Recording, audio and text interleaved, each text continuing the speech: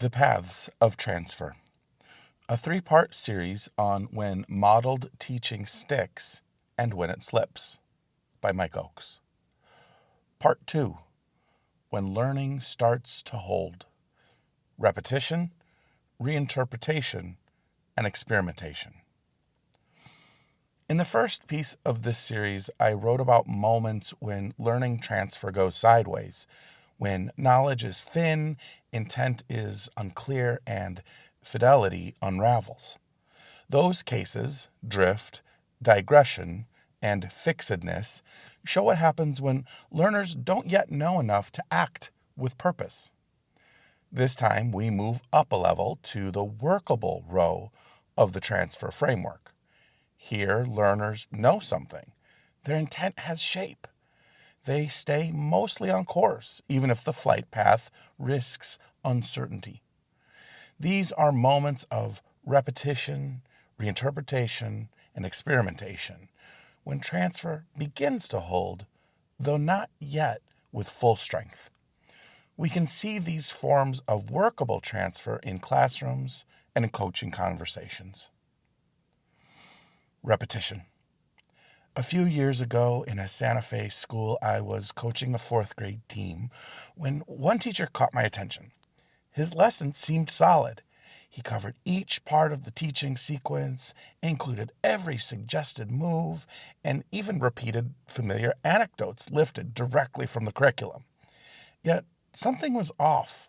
The pacing lagged, and the personal stories he included about taking two sons on family trips upstate didn't ring true.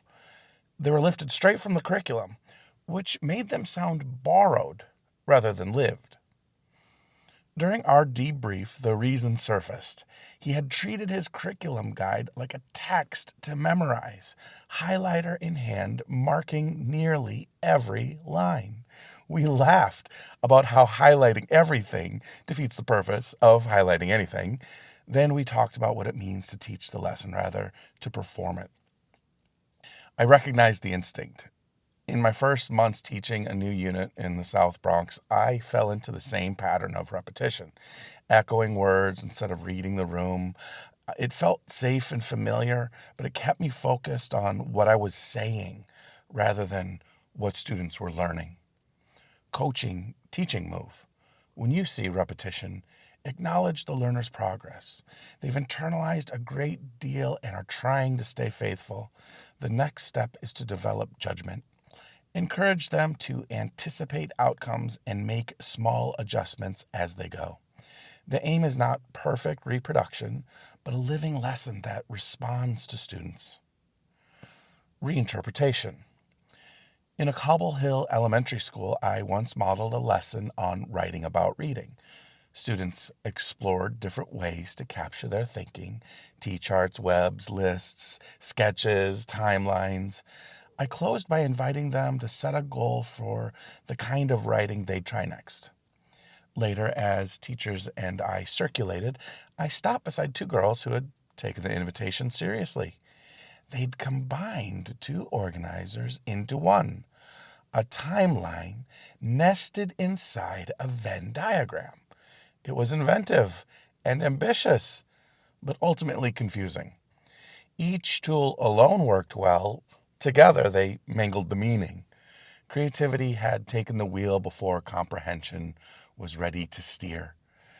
Still, there was value in what they tried. Their knowledge base was sturdy enough to support improvisation, even if their intent outpaced their understanding. What they had done was a clear case of reinterpretation. It was an attempt to take what they knew and make it their own before their grasp of purpose had fully caught up. Coaching, teaching move.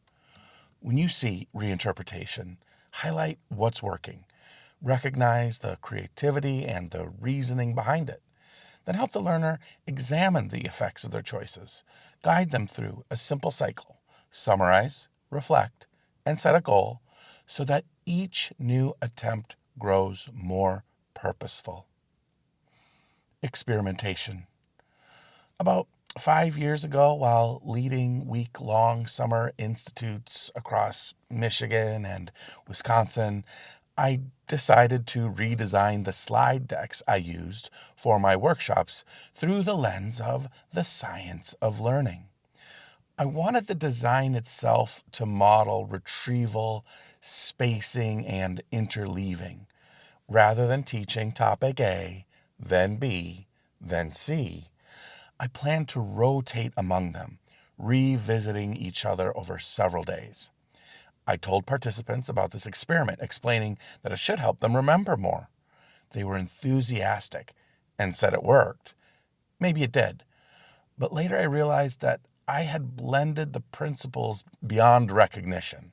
I wasn't interleaving a few related topics. I was juggling 6 or 7, some only loosely connected. The result was more buffet than structure. My intent was sound and my understanding fair, but my knowledge wasn't deep enough to guide such an ambitious design. What I had entered was the zone of experimentation, where learners know enough to take risks, but begin straying from the original model before fully understanding its structure. Coaching, teaching move. When you see experimentation, value the initiative. It shows confidence, curiosity, and growing ownership. Then, help the learner focus that energy, clarify where the reasoning holds, where it falters, and how to shape the next attempt. Reflection and dialogue turn bold efforts into genuine insight. The same transfer patterns play out whether we're teaching students or coaching teachers. Pulling it together. Repetition, reinterpretation, and experimentation mark that middle stretch where learning starts to hold. Knowledge is developing, intent is clearer, and fidelity is flexible enough to invite growth. Learners at this stage don't need guardrails as much as mirrors. They benefit from opportunities to see their work, describe it, and plan their next move. Encourage them to pause and think. What did I try? How did it go? What might I adjust next time?